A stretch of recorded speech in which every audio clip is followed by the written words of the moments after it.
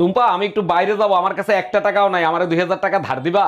বউর কাছে টাকা ধার চাও? তোমার লজ্জা করে না? যাদেরকে ধার দিছো তাদের কাছে টাকা চাও? এই শালা সুধীর ভাই, তুই আমার টাকা দিচ্ছিস না কেন? আজকের ভিতর তুই আমার টাকা দিবি। আরে গালি দিচ্ছ কেন? ভালোভাবেও তো চাইতে পারো, তাই না? আরে বাবা, গালি কোথায় দিচ্ছি? ও তো তোমার ভাইয়ের কাছে ফোন দিছি। समझ रहे हो समझ रहे हो आप समझ रहे हो ना बस यही এই টুম্পা, অনেক গরম লাগতেছে, ঠান্ডা কিছু বানাও না। আমনে ঠান্ডা হইয়া বন মুই আনহর লইগে সিঙ্গারা বানাই লইয়াই। গরমের ভিতর সিঙ্গারা খেলে তো আরো বেশি গরম লাগবে, ঠান্ডা কিছু বানাও। সিঙ্গারার মধ্যে আইসকুল পাউডার দিমু, খাওয়ার লগে লগে ঠান্ডা হইয়া যাইবে। कैसा लगा मेरा मजाक?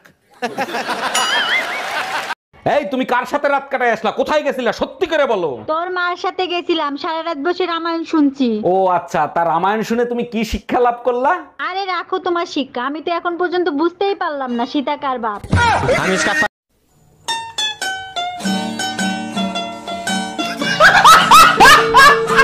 এই বুকের ব্যথার জন্য ডাক্তার দেখাইছিলা? কি বলছে ডাক্তার? ডাক্তার বলছে বউয়ের কাছ থেকে অতিরিক্ত খুশির সংবাদ শোনার কারণে হাড়ে সমস্যা হয়েছে। বলো কি, তাই নাকি? আচ্ছা ঠিক আছে, আজকের পর থেকে তোমার আর কোনো খুশির সংবাদ শোনাবো না। ডাক্তার এও বলছে আগামী 3 মাসের ভিতর কোনো খুশির সংবাদ শুনলে হার্ট অ্যাটাক করতে পারি। তাইলে একটা দুঃসংবাদ শোনো, আমার ভাইয়ের বিয়ে ঠিক হয়ে গেছে, 3 মাসের জন্য বাপের বাড়ি যাচ্ছি।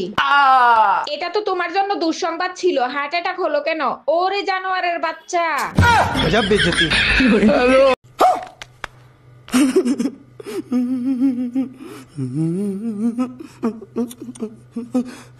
এই জানো, স্কুলের ম্যাডাম তার ছাত্ররা বিয়ে করছে। সর্বনাশ। আচ্ছা, আইফোনে যদি নোকিয়ার পিন দিয়ে চার্জ দেওয়া হয় তাতে কি কোনোদিন চার্জ হবে? বোকার মতো কথা বলো কেন? তাতে কি কোনোদিন চার্জ হবে? তাইলে ম্যাডামের এখন কি হবে?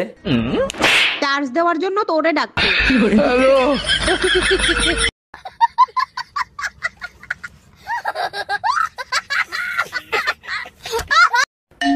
এই এত রাতে তোমারে কে ফোন দেয়? কারেন্ট মিস্ত্রি বাবুলাল ফোন দিচ্ছে। তোমার চেহারা দেখলেই বলে দিতে পারি বাবুলাল ফোন দিছে নাকি বেবিলাল ফোন দিছে। লাউডে দিয়ে ফোন রিসিভ করো। Hello, happy birthday Shaon baby. Bye bye tata good bye गया खत्म bye bye tata good bye गया। হ্যাঁ আমি চলে গেলাম, আসতে রাত হবে। শুনো, রাতে বাসায় আসার সময় হলুদের গুঁড়া আর মরিচের গুঁড়া নিয়ে আইসো। আগের কালের নানি দাদিরা মশলা হামাল দিস্তায় করতো, তোমরা করতে পারো না?